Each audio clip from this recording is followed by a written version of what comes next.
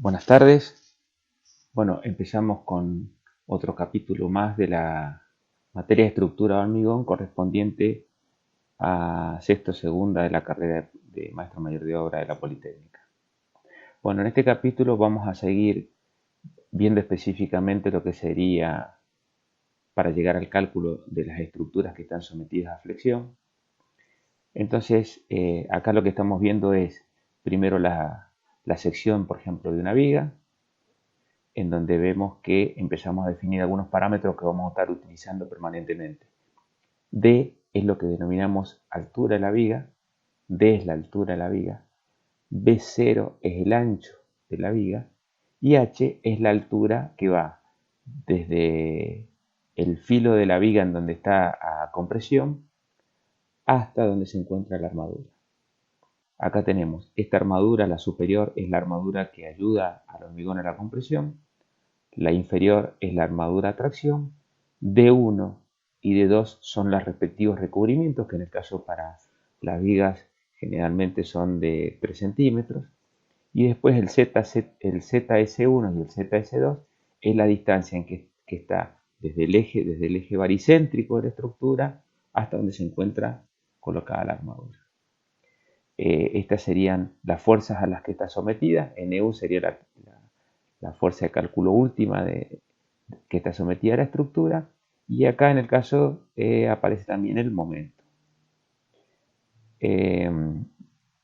Después tenemos, acá sería el diagrama de las deformaciones. Ahí vamos a ver en la parte superior lo que serían las deformaciones que están comprimidas, que sería el hormigón y la armadura a compresión, y en la parte inferior solamente la armadura a tracción. El hormigón no aparece porque se ha producido una fisura. Después tenemos, esta es la ZS, es la resultante de lo que serían las fuerzas correspondiente a la armadura a tracción. Esta sería dB, es la resultante de lo que colabora el hormigón, y ds es lo que colabora la armadura que está en la parte superior ayudando al hormigón en la compresión. Y el valor de X, que es este último que vimos acá, es lo que definimos la profundidad del eje neutro.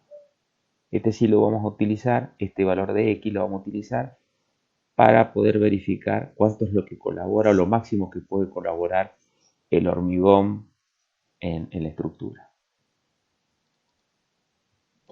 Bueno, siguiendo entonces, acá vamos a tener para el cálculo de la flexión. Entonces nosotros tenemos, repitiendo de vuelta, D es la altura de la sección, B es el ancho de la sección, H es la altura útil, que es la distancia entre la fibra más comprimida y la armadura de la tracción, D2 es el recubrimiento, H va a ser igual a D menos D2, ¿no es cierto? Que sería el recubrimiento de la armadura que está sometida a tracción, X la profundidad del eje neutro, y Z es el brazo elástico, que es la distancia que existe entre la resultante a la compresión y la resultante a la tracción.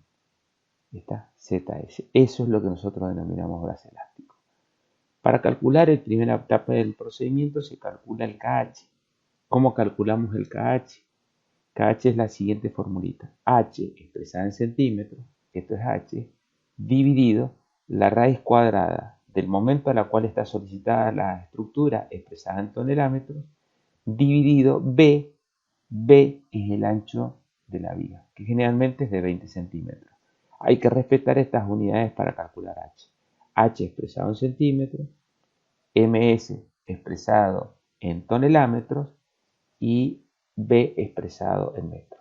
Una vez que nosotros calculamos el KH, acá podemos ver cómo se determina el valor del momento respecto a la armadura traccionada.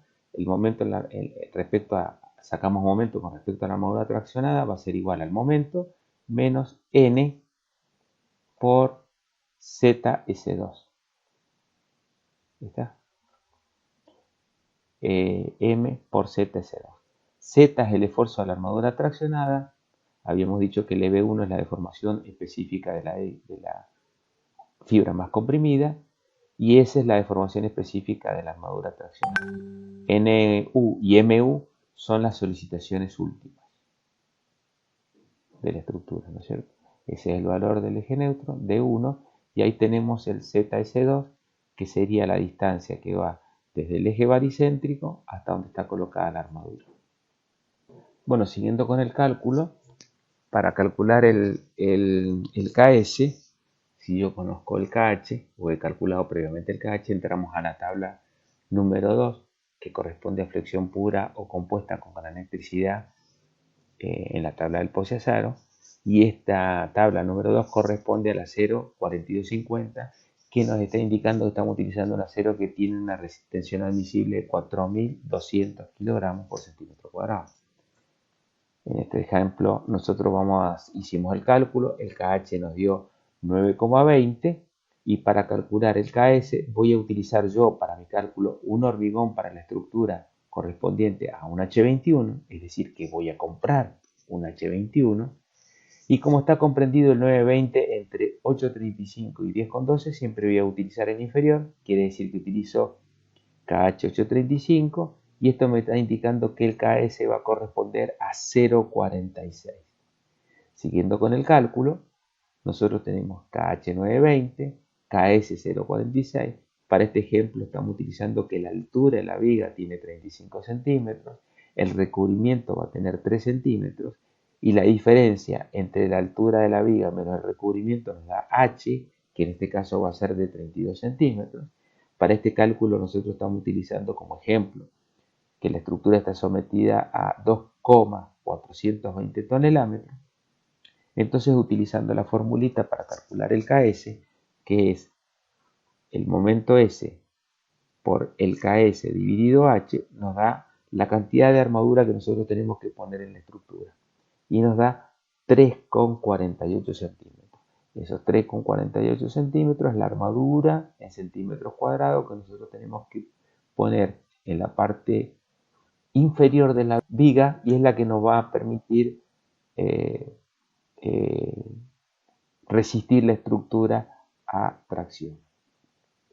Bueno, siguiendo, no solamente en el caso de esta tabla nos da el KS, nos da el KX, nos da también la deformación del acero, ES es la deformación del acero, EB1 es la deformación de la fibra más comprimida, KX es el factor que permite calcular el eje neutro, ¿no es cierto? X va a ser igual a KX por H.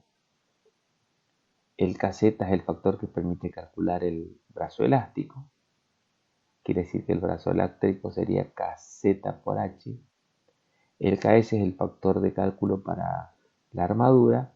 Y bueno, y ahí tenemos la fórmula completa, que cuando no es solamente cuando está, en este caso, está sometida la estructura a momentos, sino también tiene una fuerza que puede ser de tracción o de compresión dentro del cálculo de estructura.